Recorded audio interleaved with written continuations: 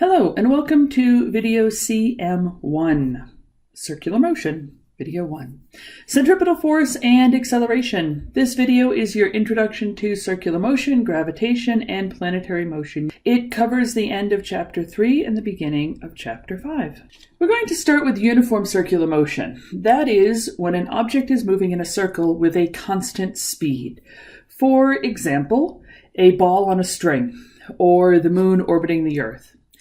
Meaning that the size or the magnitude of the velocity is not changing even though the direction is.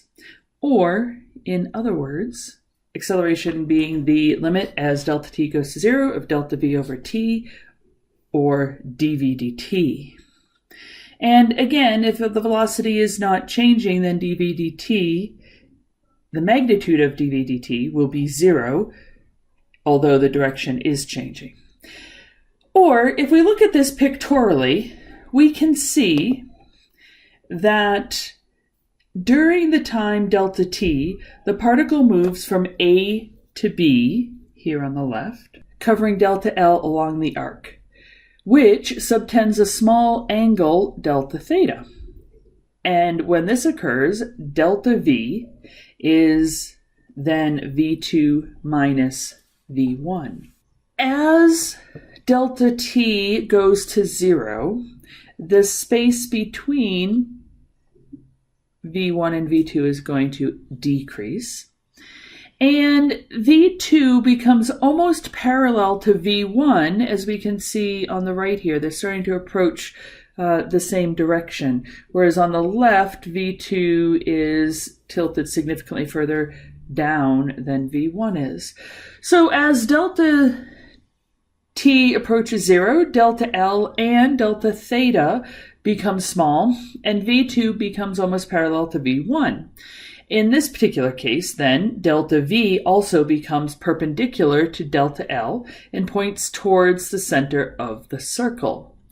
Notice that here on the picture, the arrow drawn is the acceleration, but remember the acceleration is simply delta v over delta t, so if the acceleration is pointing in this direction, then the delta v is going to be pointing towards this direction as well, because as these two velocities get closer and closer to each other, the delta v is going to point closer and closer towards the center. So notice that as delta v moves closer and closer towards the center, the acceleration of the object is also towards the center of motion, towards the center of the circle. So this is the situation we're dealing with in uniform circular motion. The V1, the magnitude of V1 and V2 is the same, but because they're in different directions, there is still an acceleration. This type of acceleration is called centripetal or radial acceleration and is abbreviated A sub r with the arrow over it. The arrow, of course, reminding us that it is a vector. If we allow delta theta to be small and therefore delta t to be very small, as we did on the last screen, then really what we're going to end up to getting is that the velocity is going to be the same for V1 and V2. Again, because we said it's uniform motion. So when the magnitude of these velocities are the same and delta theta is small and delta t is very small, then we can write that delta V over V is going to become approximately the same size as delta L over R. And when delta t approaches 0, then your delta V is going to become V over R delta L. When we keep this in mind and we remember that we're talking about radial acceleration, then that can lead us to radial acceleration, remember, being the limit as delta t goes to 0 of delta V delta t, which then would mean that this is the same as the limit as delta t goes to 0 of V over R delta L, delta t. So acceleration is the limit of delta t goes to 0 of v over r dl dt. But remember that dl dt, or delta L over delta t, is speed. So that means really that when we're talking about centripetal acceleration, that centripetal acceleration is really v squared over r. Therefore, the only way for this to occur is if the velocity is perpendicular to the acceleration. So the perpendicular directions are that the radial acceleration is inward and the v is in the direction of motion. So let's use this information and solve the problem. The moon's nearly circular orbit about the Earth has a radius of about 384,000 kilometers and a period of 27.3 days. Determine the acceleration of the moon towards the Earth. Well, the moon travels a distance of 2 pi r in its orbit. So the delta L is 2 pi r. The speed of the moon in its orbit is approximately 2 pi r over t. We have t, 27.3 days. We have r. Remember, we need to change the t into seconds.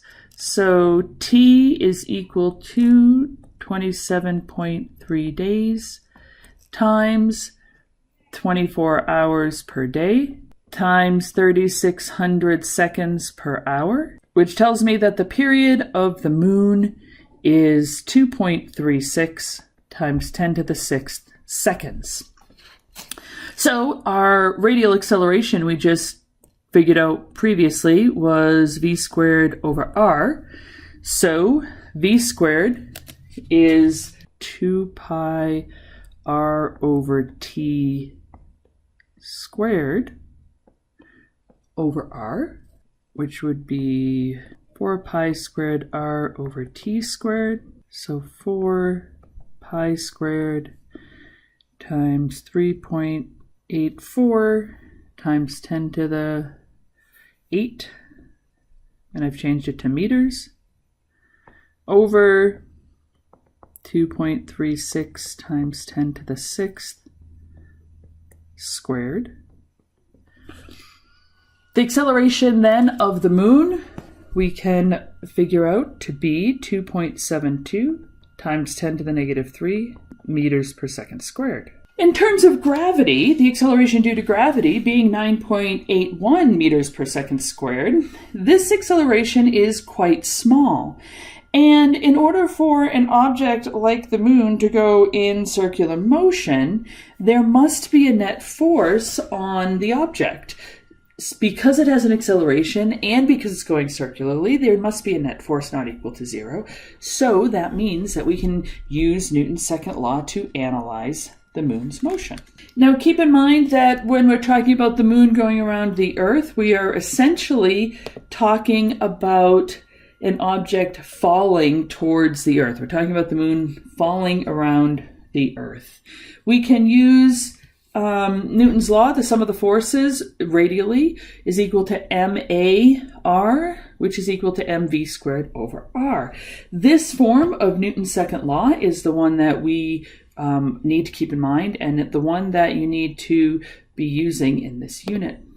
Now, if we take a look at these two pictures here, and rather than thinking about the moon and the Earth, because we can't really visualize that too well, think about a ball being swung on a string.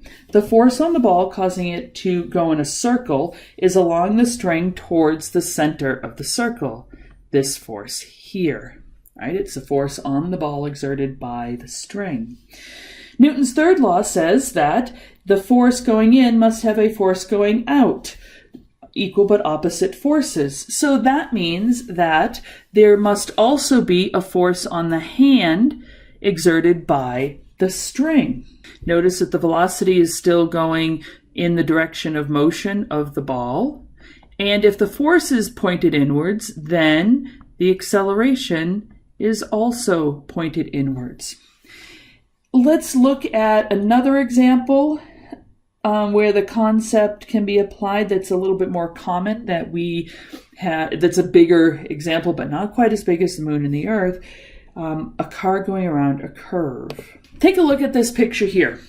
Notice that forces acting on the car are pointing toward the center of the curve. If this were not true, if it were not pointing directly towards the center, then of course the car would not go around the curve and it would be going straight.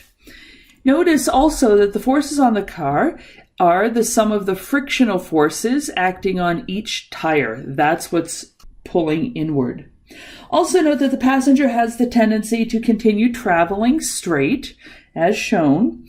This is because the inward force is acting on the car and only the seatbelt is holding the person in the car. Therefore, the large inward force is being transferred to the seatbelt, then to the person as a much smaller force. If we think about how these two forces interact with each other, we'll realize that this is why it appears the car is pushing the passenger in. The passenger wants to go straight, but the car is really moving into the forward motion of the car. This is a classic example of where people call this apparent push a force. In particular, they call it the centrifugal force. Remember, though, that the centrifugal force is not real. There is no such thing as centrifugal force.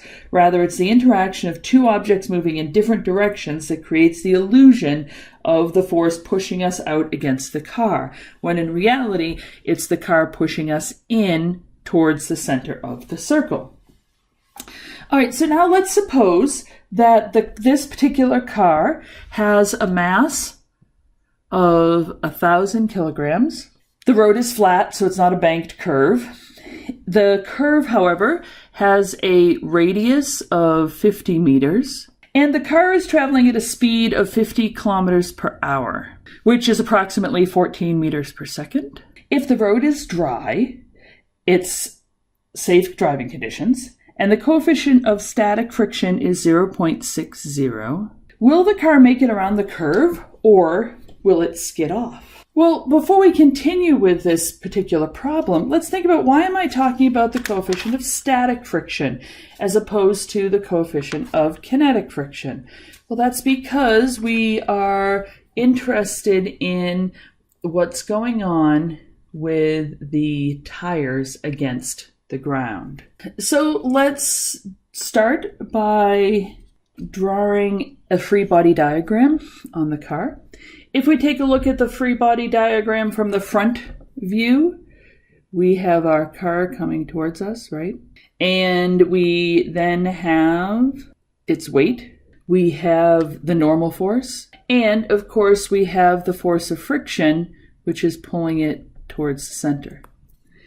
If we want to look from the top view, the only force that we actually see when looking down on the car is the force of friction, because the normal force and the gravitational force are in our line of sight, so we can't visualize that. We can't see it.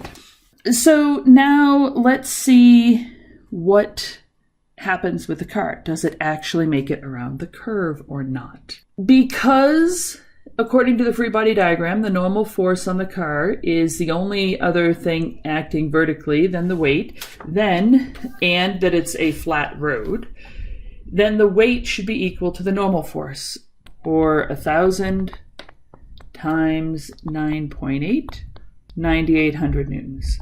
In the horizontal direction, we already said the only force is friction, and we must compare it to the force needed to produce the centripetal acceleration to see if it is sufficient to keep the car going around the corner.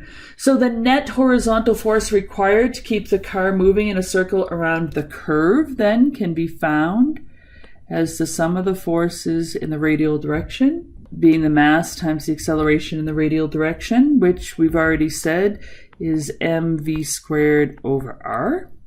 Plug in our numbers. 1,000 times 14 meters per second squared divided by 50 meters gives us a sum of the forces of 3,900 newtons. Now, we hope that the maximum total frictional force acting on each of the four tires will be at least this large. So let's see what that is. Remember that for this situation, the static frictional coefficient of friction is 0.60. The maximum frictional force attainable then would be mu sub s Fn, which in this case would be 0.60 times 9,800, which is 5,900. So 5,900 is your frictional force. That is the maximum frictional force attainable with this coefficient of friction. Net force in the radial direction on the car is only 3,900 newtons.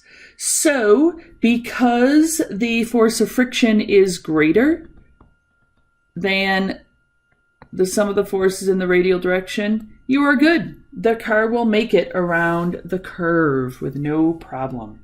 What happens, however, if we change this scenario for making it a little bit more interesting? What happens if we say that it's gotten really cold, the road is now icy, and the coefficient of friction has been decreased rather than 0.60, it is 0.25. Then what happens? Going at the speed of 50 kilometers per hour, will the car make it around the curve? Again, we already know the amount of force that is available, 3,900 newtons. So now we have to see what's the maximum amount of friction possible in the car. So we just have to solve for friction again. And in this case, it's going to be 0.25 times the 9,800. And that is 2,500 newtons. 2,500 newtons is less than the sum of the forces that are acting on the car. Therefore, you will not make it around the corner.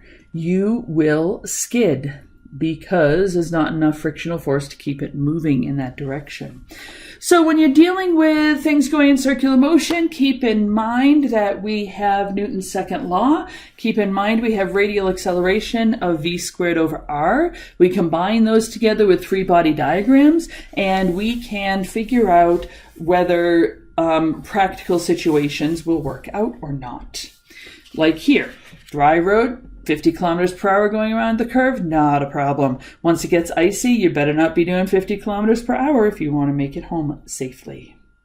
That's it for today. Bye for now.